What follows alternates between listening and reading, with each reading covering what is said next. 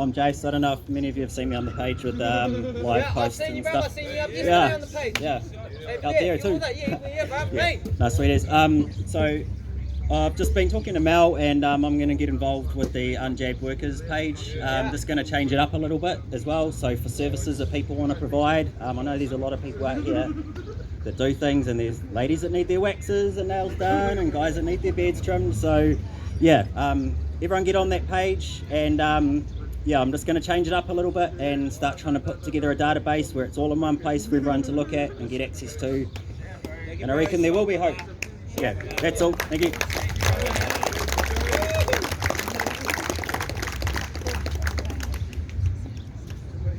Hi. Hello. Many of us out here will have the same sort of heart defect that I have, but you won't know it. I'm looking at stuff online that talks about they're doing the jab wrong. They're supposed to aspire or something the jab. That is, suck it first and put it into muscle, not into veins. Apparently if they put it straight into a vein, it goes straight to the platelets in the blood and it causes a lot of problems. But of course, the impression I've got is around here they don't care how, just as long as they do. And I think they've also recruited a lot of probably semi or untrained people to do it. It's just a matter of getting it done. And that, so I certainly know that I have an issue to be afraid of this, even apart from the other issues. Like for me, I don't see it as about health, I see it about compliance and conformity, about control. But let's say it is about health. Let's say we believe, then this compliance side, that's a real worry. Another thing is, I liken to this thing about where we're getting like PTSD because we're exposed to it everywhere. I don't have TV, I don't get the paper, I don't have a radio, but I'm still absolutely swimming and drowning in all this stuff. If I have a conversation with somebody, this is about what we talk about. If I go into a shop, it's what I see. If it's what I go around town and I see something ridiculous, like somebody out in the wop-wop cycling with a mask on, just absolutely bonkers. It's crazy. Okay, sorry. The so that sort of thing gets me a bit, but I got to a point where I wasn't sleeping recently, and so now after lunch I don't. I'll avoid this topic altogether. And I think anybody else who's sort of likens to what I'm saying here, they might try the same thing. Do it in the morning when you've got time to take your pills before you go to bed. Yeah. Anyway, that's all. Thank you, Grumpy.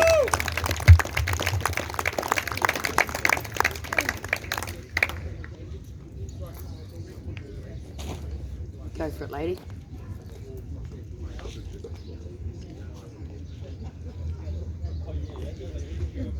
Hi, can you hear me? This is the first time I've ever done anything like this. Welcome! My name's Sonia. I just wanted to mention, I know Jacinda uses this database, Our World in Data, to get some of her stats. Shame. No, but I use it myself a bit because it has a COVID dashboard on it. And if you go to the COVID dashboard, and if I say put in a country like Norway, now Norway has opened up. They don't recognise COVID anymore since September. And I can see that their deaths are going up, or their cases, viruses and deaths are going up a little bit in the last 3 months. But you know what their deaths are? Their deaths are 1.2 per million. And this is at their peak at the moment. They've decided that COVID is just the normal flu. They refuse to buy into it. Now if you think about the amount of people that die every year is about 52 million. Let's take India for instance. India had about, if you go into this database, they had about 400,000 to 500,000 people die of COVID in the last 18 months. And we know that that's overstated because every death where they had COVID was COVID.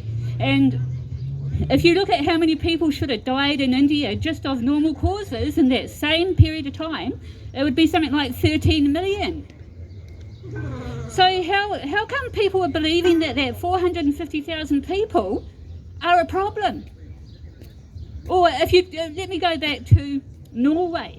If I use this COVID database and I look at they have what they call a probability score, where they say X amount of people should die every year, and they're tracking it for COVID in a lot of countries.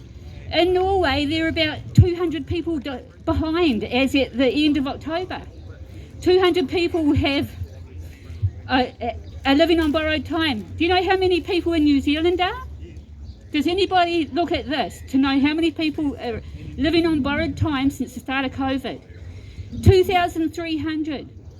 Now, when we all open up and everyone gets to see their relatives, all the vulnerable, all the little bugs and flus and everything that are out there, what do you think is going to happen to those 2,300 people that are already living on borrowed time? I think we're going to have a tsunami of fear coming our way. If we don't start to talk to people about what's just sitting under there, it's going to be used against us. And I just wanted to talk about one other person's talk about the marijuana vote. How convenient was that 48.5%? Yeah. And how is that going to be used to get people to vote again? Anyway, sorry, I just, when this first started in March 2020, I started looking at the numbers of how people die, because it wasn't adding up. And I keep going back to, say, here with India, easy enough to work out, 52 million people die a year. India's population is about 1.2 billion, I think. Yeah. They're about 18% of the world total or something, so you can work out 7.5 billion, what percentage their total is, then you work out how many of those 52 million deaths should apply to that country. You look at Japan. Japan are way behind in deaths, and their virus has disappeared. They've got nothing now. And you look at their probability score, they are behind in deaths. I think about 6,000 over the 18 months that COVID's been around. I just can't come to grips with why people think that all the scaremongering is really happening. It's just what normally happens in the background. Anyway, I do have something else to say, but I'm sure you all probably know.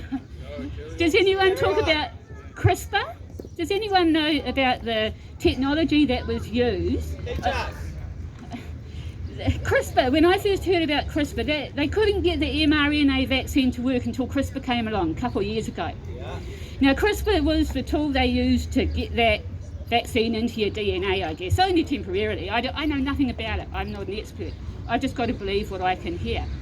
About 3 years ago, they did a Netflix documentary called Unnatural Selection, and they talked about this CRISPR tool.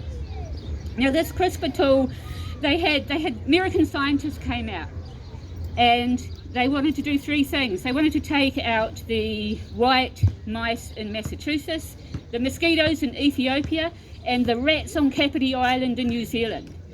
Now, they went to the Maori Council. I don't know, I was living in Australia at the time, so I wasn't really across it, but I was reading it when it happened. They went to the Maori Council, and these scientists said, oh, you know, we've got this tool, we can get rid of the rats on Kapiti Island.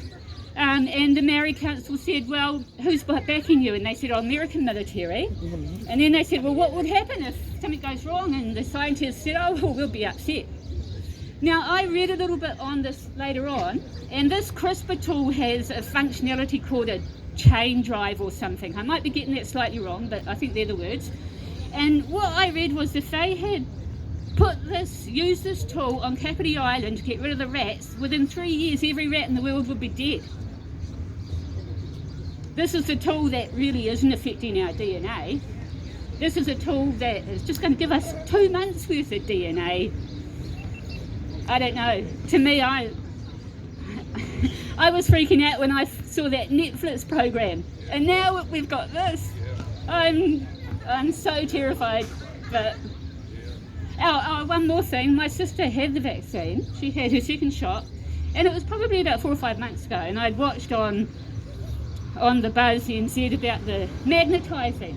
And I said to my sister, try the magnet thing on the phone last night, and she felt the pull. Didn't stick to her, but she still felt the pull on her arm.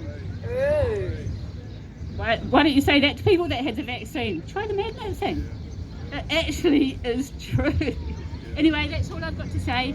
Thank you for listening to me.